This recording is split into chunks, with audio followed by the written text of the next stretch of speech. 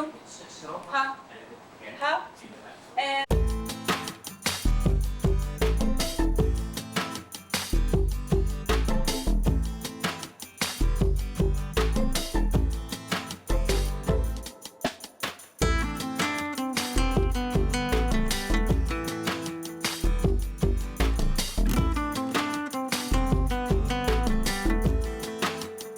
So today I'd like to chat about my approach for lighting big spaces. This is going to be a breakdown of sorts on how I lit big spaces on my most recent short film, Thalia. Now for context, this short film was shot over a couple days and we faced some interesting challenges as far as lighting scenarios. This was a very visual short film, relied heavily on storytelling through the visual lens of the camera. So it was a very interesting and fun project with its own intricate challenges. But today I'd like to specifically talk about how we lit these large spaces.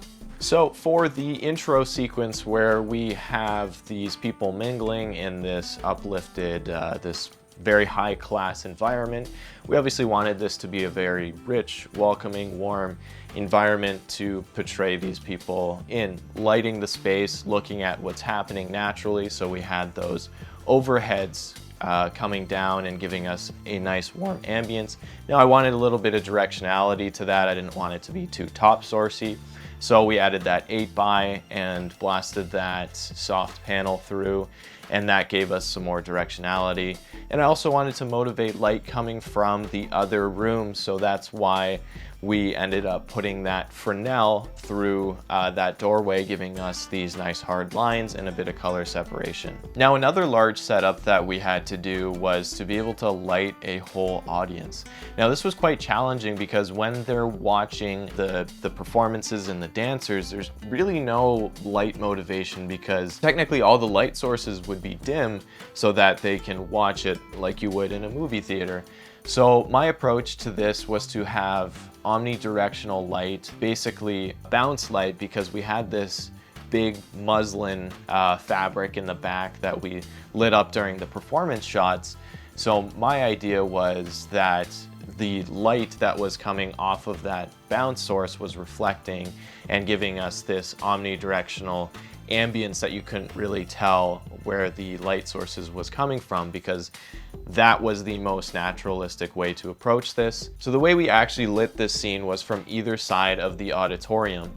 We weren't bouncing the light. Now this was a directional light source, but since we had two light sources coming from either side towards the central, the fall off and the direction, you couldn't really tell where that was coming from. So on the left side we had this big gem ball on a 300 watt COB, and then on the right side we had again that 8x with two COB fixtures powering through that. We also had a cutter on the side to reduce spill onto the stage because that would give away hidden light source. So this created this great blanket of light that kind of gave us that movie theater, that bounce lighting that we were really looking for without actually having to have massive fixtures for these great big bounce sources to recreate that. For the dance sequences, this was a really interesting lighting procedure. We had worked with a lighting tech to have lighting cues for the actual theatrical lights.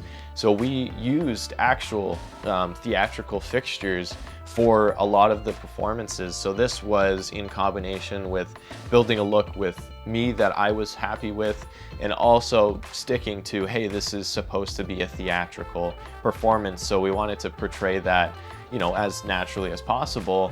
So we had those fixtures that were high in the ceiling on the switcher board that was actually being operated live like you would for a theater performance. So we really just used what that gave us for these sequences. This allowed me the room to be able to move the camera on stage the way I wanted to follow with the dancers and to really capture that.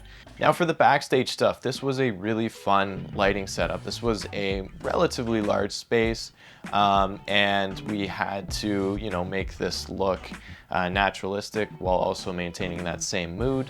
So the main setup that we used, we had these leveled staircases, you could say, that were used for changing the actual theatrical lights around. So I decided to put a fixture high up there on a baby pin plate and bounce that into a CRLS, like a light bridge panel, have that as our kind of moonlight, our blue tone ambient to give us an overall look to work from. And since this was bouncing into this panel quite far away, it was giving us a very wide beam that I wasn't too particularly a fan of.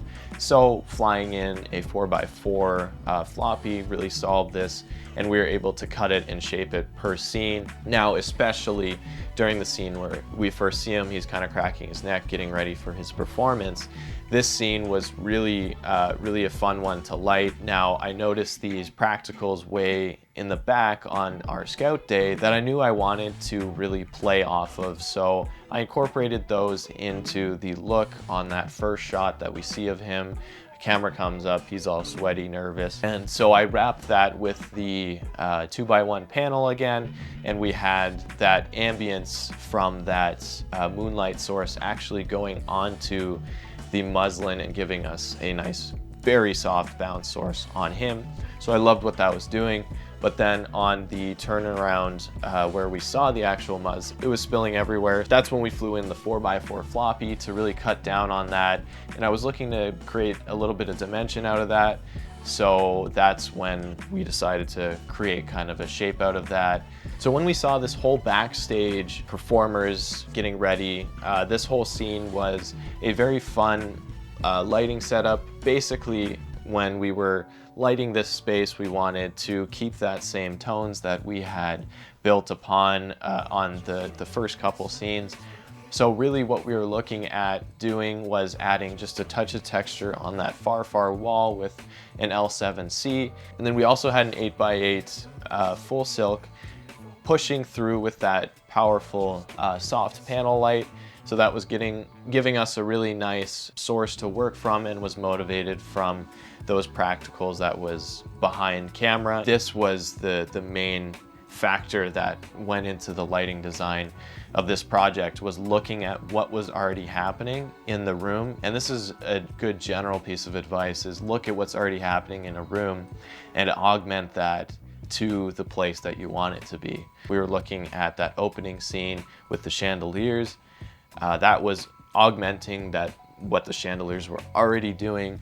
Then we got into the audience stuff, augmenting that kind of bounce we were getting from on stage, and then the theatrical lights, using those to our advantage so that I could move around the stage quite freely. And then backstage, really creating our own ambient source from above, and then augmenting the practicals that were on the right side, and then also putting a bit of texture on the back wall. So that was my approach for lighting big spaces on this project.